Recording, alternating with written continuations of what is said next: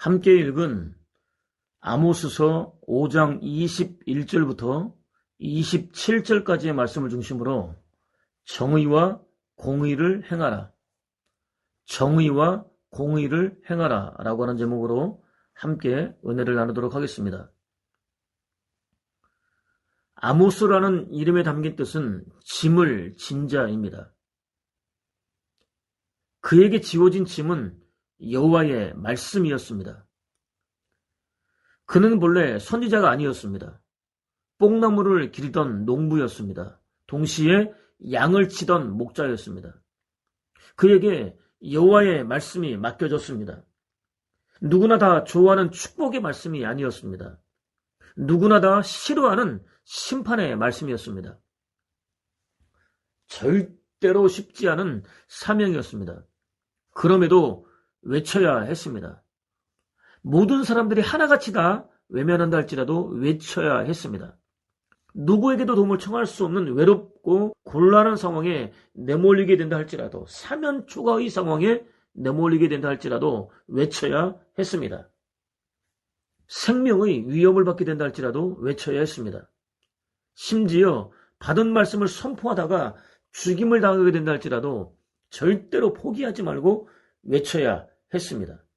사명은 선택할 수 없기 때문입니다. 무조건 순종해야 하기 때문입니다. 동기와 통화를 했습니다. 언제까지 중국 선교를 할 것이냐고 물었습니다. 하나님께서 마음의 짐을 덜어주실 때까지 하겠다고 대답을 했습니다.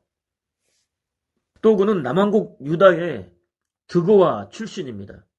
예루살렘으로부터 남쪽으로 약 20km 정도 떨어진 지극히 작은 마을이었습니다. 누구도 주목하지 않는 마을이었습니다. 여호와께서는 거기서 당신의 거룩한 사역을 위한 일꾼을 불러내셨습니다.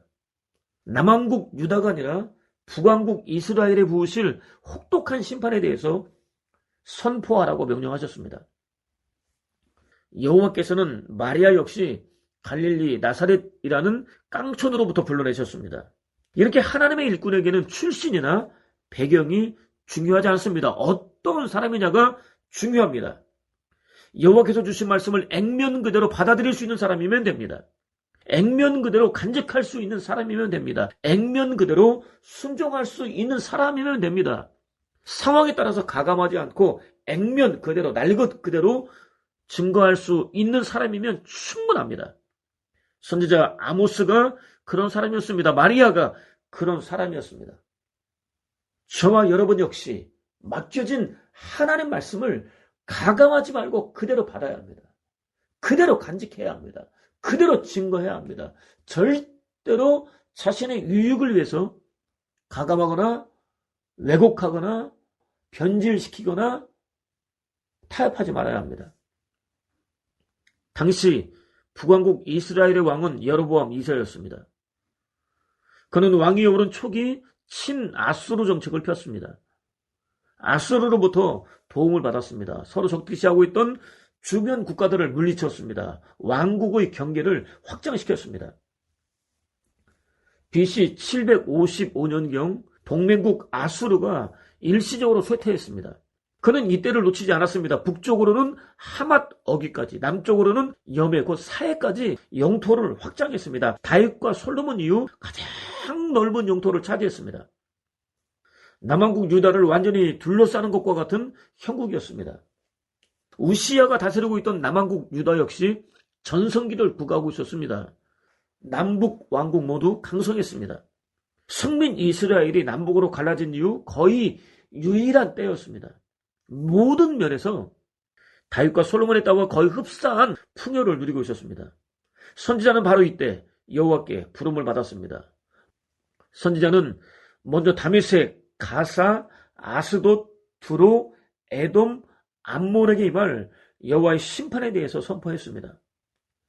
여호와가 성민 이스라엘은 물론 모든 나라와 민족과 백성과 방언의 하나님이라는 사실을 확인할 수 있습니다. 그들의 하나님이 아니라고 한다면 심판할 자격도 이유도 없기 때문입니다. 선지자는 이어서 남왕국 유다의 말 여호와의 심판에 대해서 선포했습니다. 남왕국 유다는 여호와로부터 헤아릴 수 없이 많은 복을 받았습니다. 여호와께서는 그들의 하나님이 되어주셨습니다. 그들을 당신의 거룩한 소유로 삼아주셨습니다. 무엇과도 바꿀 수 없는 가장 소중한 보물로 삼아주셨습니다. 언약 백성들을 가장 기름지고 윤택하고 풍성한 삶으로 인도할 율법, 곧 탁월한 가르침인 율법까지 허락해 주셨습니다. 그럼에도 불구하고 그들은 순종하지 않았습니다. 오히려 여호와와 맺은 언약을 파기하기 일쑤였습니다. 여호와의 법을 지키지 않았습니다. 멀어졌습니다. 정반대의 길을 걸었습니다. 공공연하게 하나님의 말씀을, 여호와를 멸시했습니다. 그뿐 아니었습니다.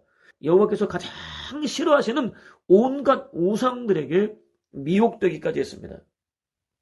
아무리 어렵고 힘겨운 상황에서도 목숨을 걸고 반드시 지켜내야 할 영적인 순결을 헌신짝 버리듯 하였습니다. 이러한 악순환은 이후에도 수시로 반복되었습니다. 여호와를 떠나는 것이 남왕국 유다의 가장 두드러진 특징이었습니다. 좋은 것이 아니라 나쁜 것이 그들의 가장 두드러진 특징이었다고 하는 것이죠. 심판을 자초했습니다. 선지자의 예언대로 BC 586년 바벨론에 의해서 처참하게 멸망하고 말았습니다. 선지자는 북왕국 이스라엘에 임할 참혹한 심판에 대해서 선포했습니다. 그들은 탐심에 완전히 사로잡혔습니다. 뇌물을 받았습니다. 불의한 재판을 진행했습니다. 의인을 죄인으로 몰아세웠습니다. 신발 한 켤레 값에 노예로 팔아버렸습니다. 탐욕을 채우기 위해서는 인신매매도 서슴지 않았습니다. 가난한 백성들의 머리를 땅에 티끌을 밟듯 짓밟았습니다. 가난한 자들에게는 공의를 행하고 뇌물을 받지 말라는 여호와의 명령을 대놓고 무시했습니다. 연약한 이들이 전혀 원하지 않는 극구 거부하는 악한 길로 던져버렸습니다. 몰았습니다. 그들은 또 정욕을 채우기 위해서로 간다면 근친상간도 마다하지 않았습니다. 바알 숭배자와의 동침도 마다하지 않았습니다. 모세의 율법에 따르면 반드시 사형에 처해질 수밖에 없는 악한 죄였습니다. 이러한 죄들을 마치 하나의 습관처럼 지극히 자연스럽게 저질렀습니다. 거룩함을 생명처럼 여겨야 할 그들은 절대로 저질러서는 안 되는 심각한 죄가 아닐 수 없습니다. 그들은 또 가난한 백성들로부터 전당 잡은 옷을 돌려주지 않았습니다. 가난한 이들에게는 몸을 보호하는 유일한 수단이었던 겉옷을 돌려주지 않았습니다. 오히려 그 위에 자기 몸을 뉘었습니다. 전당 잡은 옷을 해가 지기 전에 반드시 돌려주려는 여호와의 명령을 무시했습니다. 거기다 빌린 돈을 제때 갚지 못하면 무리한 벌금 곧 이자를 요구했습니다. 그렇게 받아낸 돈으로는 포도주를 취하도록 마셨습니다. 그것도 여호와를 섬기는 제단 옆에서 행했습니다. 그들이 얼마나 여호와를 무시했는지, 멸시했는지, 조롱했는지 확인할 수 있습니다. 이방인의 행태와 조금도 다르지 않았습니다. 그들은 그만큼 무자비했습니다. 겉으로 볼 때는 너무나 그럴듯하게 보였던 그들의 믿음은 실상 훨씬 중요한 삶과는 완전히 분리되어 있었습니다. 여호와 종교를 우상 숭배와 뒤섞인 잡탕 종교를 만들어버렸습니다. 심지어 선지자와 나시린을 존중하지 않았습니다. 오히려 미혹했습니다. 절대로 입을 열지 말고 예언도 하지 말라고 압박했습니다. 탄압했습니다. 경제적으로, 도덕적으로, 영적으로 백성들을 인도해야 할 위치에 있었던 지도층 인사들이 앞장섰습니다. 범죄들을 주도했습니다. 이집트로부터의 구원은 물론 약속하신 적과 꿀이 흐르는 가나안 땅으로 인도해 주신, 또 모든 필요를 넘치도록 풍성하게 채워주시고 함께 동행하며 지켜주신 여호와를 배신했습니다. 그야말로 완벽한 타락이었습니다. 그들에게 두렵고 떨리는 지진이 임했습니다. 지축이 흔들렸습니다. 그들을 완벽하게 압도했습니다. 두려움 속으로 몰아붙였습니다. 아무리 민첩하게 다른 박제를 하는 자도, 강한 자도, 용사도, 말을 타는 자도 피할 수 없었습니다. 자신을 구원할 수 없었습니다. 여호와께서 행하신 일이었습니다. 얼마나 거칠고 빠르게 엄습하는지 도대체 숨을 쉴 겨를이 없었습니다. 놀랍게도 선지자의 외침은 너희는 아스돗의 요새들과 이집트 땅의 요새들에게 전하라. 사마리아의 산 위에 모여서 그 도성 안에서 벌어지는 저 큰 혼란과 그 속에서 자행되는 억압을 보라고 하라라고 이어집니다. 아스돗은 블레셋을 대표하는 도시입니다. 죄악이 만연한 도시였습니다. 이미 심판이 선포되었습니다. 이집트 역시 만만치 않았습니다. 죄악된 세상을 가리킵니다. 심판받아 마땅합니다. 여호와께서는 그들을 증인으로 소집하셨습니다. 당신 백성들이 저지르고 있던 죄들을 보게 하셨습니다. 안타깝게도 사마리아는 너무나 요란스러웠습니다. 혼란스러웠습니다. 어디서도 질서를 찾아볼 수 없었습니다. 물질과 권력이 곧 법이었습니다. 질서였습니다. 가지지 못한 이들의 눈물과 탄식과 고통과 목숨을 담보로 물질과 권력을 움켜쥔 부유층들이, 기득권자들이, 궁궐 또는 요새에 사는 부자들이, 사회 지도층 인사들이, 온갖 종류의 거대한 궁들에 거하는 부동산 갑부들이, 상하와 같은 사치 수입품을 누릴 수 있는 왕족들이 하루하루 힘겨운 삶을 살아내고 있던 백성들을 억압했습니다. 폭력을 휘둘렀습니다. 강탈을 일삼았습니다. 파괴와 살인을 저질렀습니다. 그들은 마치 바른 일을 행할 줄 모르는 사람들 같았습니다. 고통당하는 백성들의 부르짖음을 아예 들으려고 하지 않았습니다. 허공을 울리게 만들었습니다. 누구도 들어보려고 하지 않았습니다. 오히려 기득권자들의 주장만 하늘을 찌르고 있었습니다. 사마리아 성은 어떤 문제도 없이 너무나 잘 돌아가고 있는 것 같이 보였지만 실제로는 그야말로 무법천지였습니다. 아비규환이었습니다. 극악무도한 죄들로 가득 차 있었습니다. 절대로 간과하지 말아야 할 놀라운 사실이 있습니다. 이렇게 무자비한 폭력과 압제가 다른 것도 아니고 하나님의 사람이라고 자부하는 사람들로 가득 찬 사마리아 성 안에서 벌어지고 있었다는 사실입니다. 오늘 하나님의 교회 안에서도 벌어지고 있는 일입니다. 이방인들과는 달리 하나님 백성이라고 자부하는 작자들에 의해서 동족이면서 같은 하나님 백성들을 대상으로 벌어지고 있었다는 사실입니다. 물질과 권력을 움켜쥔 이들이 얼마나 부패하고 타락했었는지 충분히 확인할 수 있습니다. 그들은 이방인들보다 더하면 더했지 결코 모자라지 않았습니다. 그들을 당신의 거룩한 백성으로 부르신 여호와 입장에서 볼 때 세상에 이렇게 참담한 일이 또 어디 있겠습니까? 심판하지 않고 그대로 방치해두는 것이 오히려 이상하지 않겠습니까? 여호와의 거룩한 영광을 훼손하는 일이 되지 않겠습니까? 당장 심판해야 마땅할 것 같습니다. 그럼에도 불구하고 여호와께서는 양이 사자에게 잡아먹혀도 목자는 남은 두 종아리 뼈나 귀의 한 조각만이라도 건져내지 않느냐.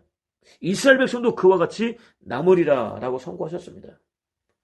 북왕국 전체를 완전히 진멸하는 혹독한 심판 속에서도 반드시 남겨주시는, 건져서 구원해주시는 백성들이 있을 것이라고 선고하셨습니다.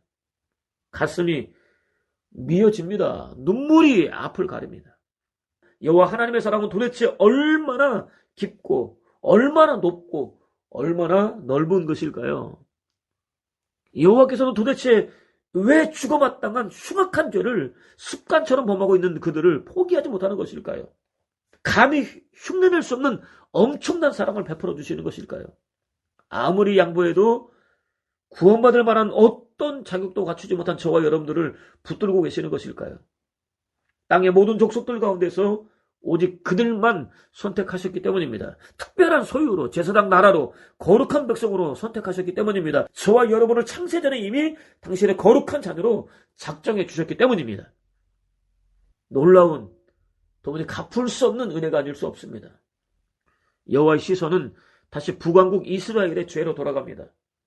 기득권자들은 세금조차 낼 수 없는, 그렇기 때문에 어디에 내놓아도 도움이 되지 않는 힘없는 백성들을 가혹하게 학대했습니다. 자신들에게 착취를 당하여 신발 한 켤레 값 정도에 팔려다니고 있었던 가나안 백성들을 압제했습니다. 감자 으깨듯 짓밟았습니다.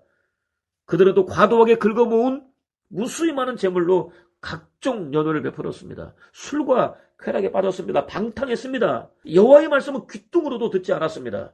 온갖 종류의 우상숭배에 빠졌습니다. 그러면서도 희생제사는 빼놓지 않고 드렸습니다. 하나님을 완전히 떠나 있는 것 같은 삶을 살면서도 하나님께 희생제사는 빼놓지 않고 드렸습니다. 3일마다 11조를 드렸습니다. 화목제사를 드렸습니다. 여호와가 아니라 자신의 기쁨과 만족을 위해서 드렸습니다. 당연히 그들이 드리는 제사는 위선이었습니다. 마음은 없었습니다. 다른 곳에 가 있었습니다.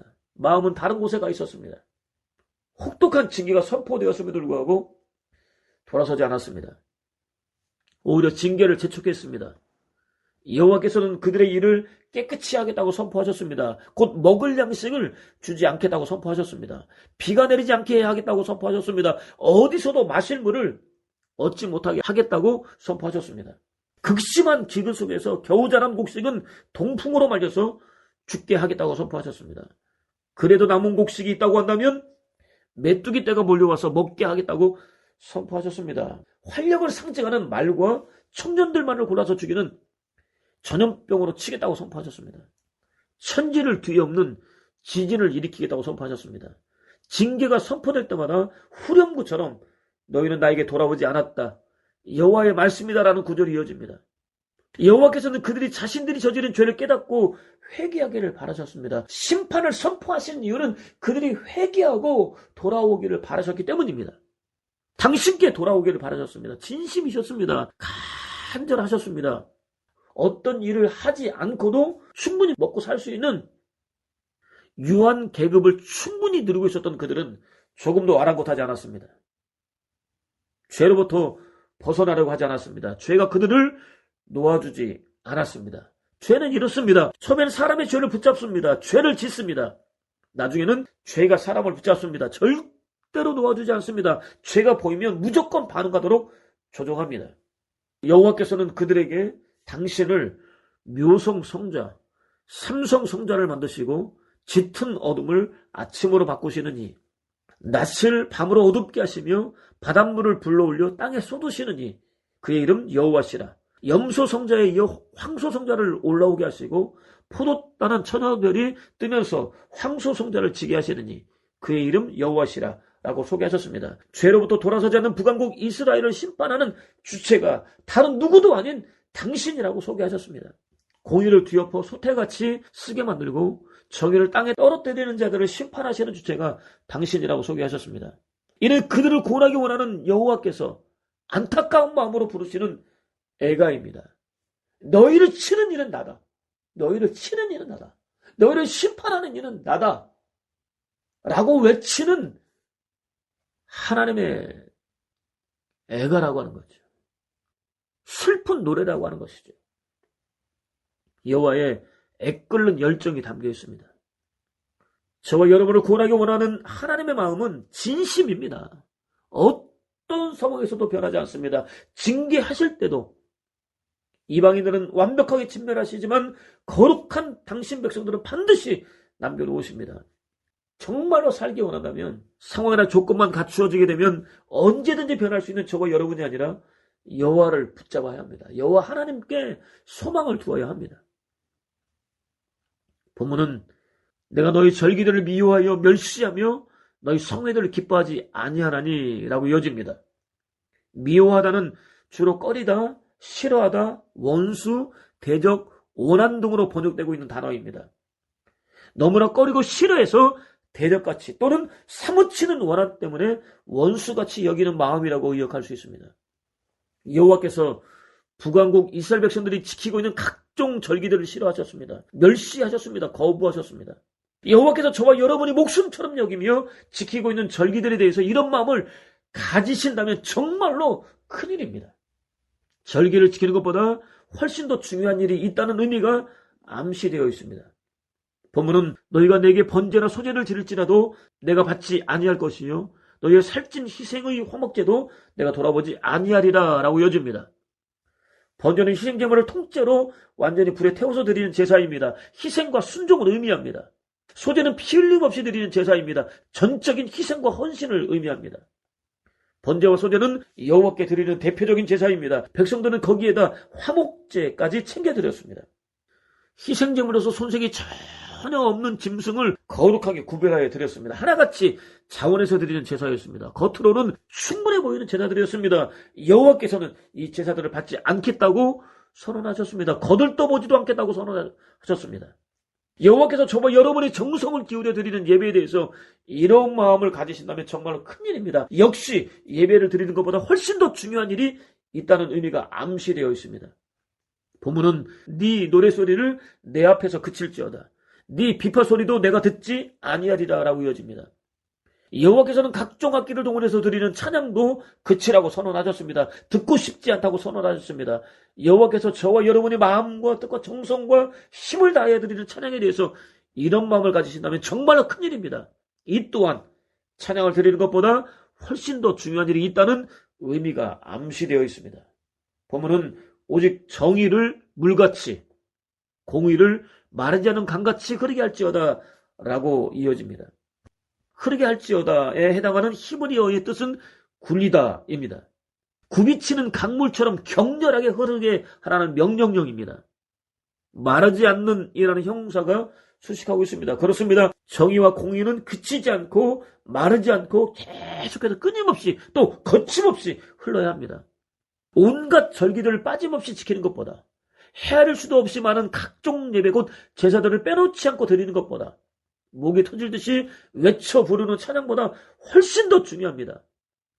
정의와 공의가 강같이 흐르는 세상을 만들기 위해서 자신을 기꺼이 희생하는 믿음의 사람이 지키는 절기와 드리는 제사와 찬양이 의미 있습니다. 가치 있습니다.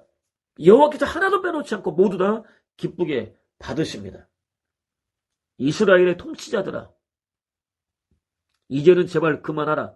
폭행과 겁탈을 그치고 정의와 공의를 행하라. 내 백성 착취하는 일을 멈춰라. 나 주 여호와의 말이다. 공정한 저울을 쓰고 에바도 공정한 것을 쓰고 밭도 공정한 것을 써라. 너희들이 하나님으로 섬기는 나 주 여호와의 말이다 라는 외침에 따르면 공의와 정의를 행하는 것은 사회를 이끌어가는 지도자들이 반드시 갖춰야 할 덕목입니다. 모든 사람에게 동일하게 적용되어야 합니다. 있는 자에게는 관대하고 없는 자에게는 몰아붙이듯 요구하지 말아야 합니다. 한 재벌의 아들이 만취 상태에서 운전을 하다가 사고를 냈습니다. 경찰까지 죽는 끔찍한 사고였습니다. 그럼에도 보석으로 풀려났습니다. 가진 특권을 이용해서 잘못을 감출 수 있다는 사실을 그대로 보여주었습니다. 비록 다른 나라에서 벌어진 일이긴 하지만 씁쓸한 마음을 감출 수는 없습니다. 우리나라도 그다지 달라 보이지 않기 때문입니다. 저와 여러분은 물론 교회 역시 마찬가지일 것 같아 보이기 때문입니다. 안타깝게도 본문은 이스라엘 족속아 너희가 40년 동안 광야에서 희생과 소제물을 내게 드렸느냐라고 이어집니다. 성민 이스라엘은 여호와의 은혜로 노예로 고생하던 이집트에서 빠져나왔습니다. 광야를 지나는 40년 동안 여호와께서 지시한 온갖 종류의 제사들을 빠짐없이 드렸습니다. 율법의 요구를 그대로 구현했습니다. 그럼에도 여호와께서는 제사를 드린 적이 있었느냐고 물으셨습니다. 정의와 공의를 행하는 삶과는 거리가 멀었기 때문입니다. 정의와 공의를 행할 수 있는 힘과 능력을 부어주시는 여호와로부터 떠나서 줄곧 배교의 길을 걸었었기 때문입니다. 본문은 또 너희가 너희 왕 식국과 기운과 너희 우상들과 너희가 너희를 위하여 만든 신들의 별 형상을 치고 가리라. 내가 너희를 다메섹 밖으로 사로잡혀 가게 하리라 라고 이어집니다. 성민 이스라엘은 겉으로는 여호와께 희생제사를 드렸습니다. 마음으로는 여호와를 떠났습니다. 자신들이 원하는 신을 섬겼습니다. 우상 숭배에 빠졌습니다. 하나같이 여호와께서 그들의 기쁨과 즐거움을 위해서 창조하신 것들이었습니다. 그 결과 그들은 자신들이 그토록 경멸하던 이방인들과 똑같은 처지로 전락하고 말았습니다. 선지자 아모스가 활동하던 당시에 백성들 역시 마찬가지였습니다. 본문은 그의 이름이 만군의 하나님이라 불릴 이유는 여호와께서 말씀하셨느니라 라고 이어집니다. 여호와는 창조주이십니다. 지으신 세계를 다스리십니다. 선포하신 말씀이 무엇이든 반드시 이루십니다. 그렇기 때문에 정의와 공의로부터 떠난 북왕국 이스라엘에 대한 여호와의 심판은 결정적입니다. 누구도 돌이킬 수 없습니다. 타락한 지도자들은 교만했습니다. 백성들은 덩달아서 교만했습니다. 종교적인 장소인 동시에 지정학적으로 전략적 요충지였던 남왕국 유다의 시온과 북왕국 이스라엘의 사마리아 산에는 흉악한 일이 닥치지 않을 것이라고 확신했습니다. 정의와 공의로부터 떠난 불의한 삶을 살면서도 여호와께 돌아오라는 선지자의 외침에 전혀 개의치 않았습니다. 여호와께서는 그들을 두고 보지 않으셨습니다.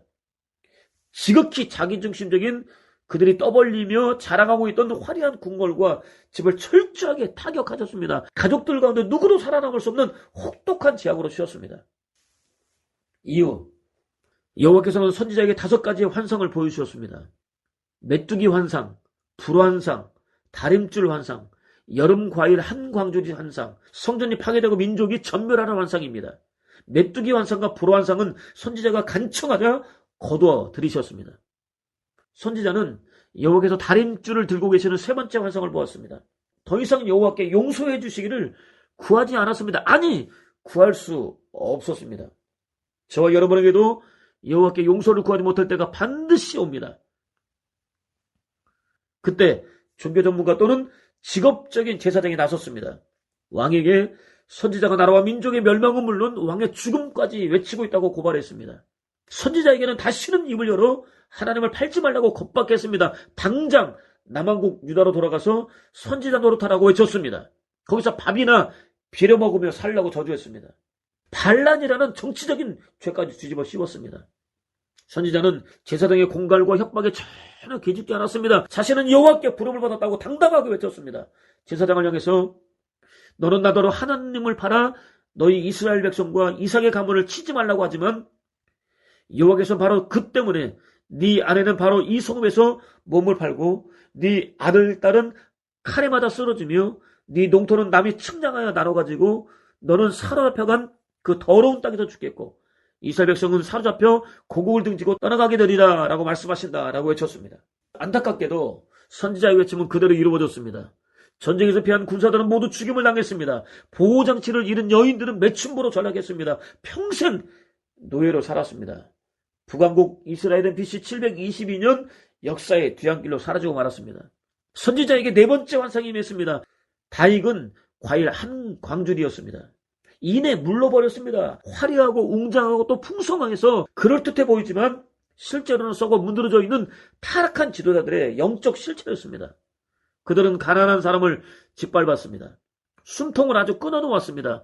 되는 작게, 추는 크게 만들었습니다. 가짜조를 만들어 속였습니다. 찌꺼기인 등겨까지 팔아먹었습니다. 은으로는 힘없는 자들을 샀습니다. 신 한 켤레로는 가난한 자를 샀습니다. 종으로 부려먹었습니다. 그들은 이렇게 경제적으로 불의했습니다. 사회적으로 불의했습니다. 종교적으로도 불의했습니다. 총체적으로 불의했습니다. 그것은 결국 자신 안에 가득 차 있는 탐욕을 추구하는 우상숭배였습니다. 여호와께서 찾으시는 정의와 공의에 관심 가질 마음의 여유가 전혀 없었습니다. 여호와께서는 그들이 절대로 다시는 일어나지 못하게 할 것이라고 선포하셨습니다. 절대로라는 표현을 3번씩이나 사용하면서 반복하셨습니다. 강조하고 또 강조하셨습니다. 용서하지 않겠다는 당신의 의지를 분명하게 드러내셨습니다. 선지자는 그렇게 될 수밖에 없었던 이유를 보라 날이 이를지라 내가 기근을 땅에 보내리니 양식이 없어 주림이 아니며 물이 없어 가람이 아니요 여호와의 말씀을 듣지 못한 기갈이다 라고 외쳤습니다. 그들이 여호와의 말씀을 거부했기 때문이라고 외쳤습니다. 선지자에게 5번째 환상이 임했습니다. 성전이 파괴되고 민족이 전멸하는 환상입니다. 동시에 선지자의 목소리는 사라집니다. 여호와의 말씀만 들립니다. 여호와께서 제단 옆에 서셨습니다. 기둥 머리를 치셨습니다. 문지방을 흔들어 버리셨습니다. 거룩한 성전을 완전히 무너뜨리셨습니다. 혼비백산한 백성들이 어디로 숨어들든지 반드시 찾아내서 멸하겠다고 외치셨습니다. 체질을 통해서 거룩하게 구별된 당신 백성들은 어디에 있든지 도무지 빠져나올 수 없을 것 같은 절망적인 상황에 놓여있다 할지라도 반드시 다시 일으켜 주겠다고 더 이상 고생시키지 않겠다고 약속하셨습니다. 그들의 하나님이 되어주겠다고 선포하셨습니다. 반드시 이루어질 수밖에 없는 당신의 거룩한 의지를 천명하셨습니다. 예수 그리스도의 초림으로 시작되었습니다. 예수 그리스도께서 호령과 천사장의 소리와 하나님의 나팔 소리와 함께 재림하실 때 완벽하게 이루어집니다. 간과하지 말아야 할 중요한 사실이 있습니다. 여호와는 공의의 하나님이십니다. 반드시 땅끝까지 이르러 죄를 심판하십니다.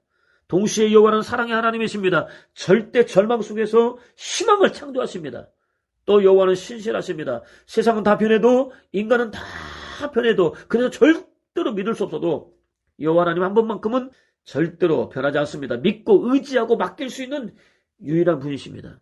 창세기부터 요한계시록까지 이어지고 있는 위대한 가르침입니다. 한 치 앞도 내다볼 수 없는 칠흑 같은 어둠 속에서도 안도의 한숨을 쉴 수 있는 이유입니다. 여전히 저와 여러분을 사랑하고 계시기 때문입니다. 여전히 저와 여러분을 붙들고 계시기 때문입니다.